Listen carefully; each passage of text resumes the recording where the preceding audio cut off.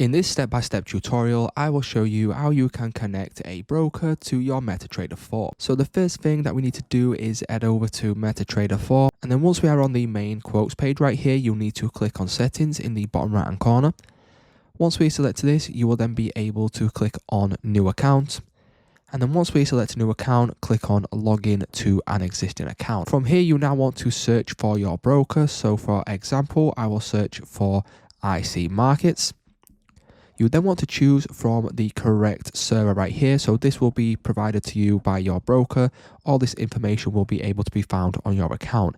Now, once you click on the correct one, you will then be brought to a page that looks like this, and then you simply want to enter in your login and your password, which will also be provided by your broker. Once you enter in this information, just click on sign in the top right hand corner, and then that will then log you in and connect your broker account. So it's just that simple, guys. That's how you can connect your broker account to MetaTrader 4.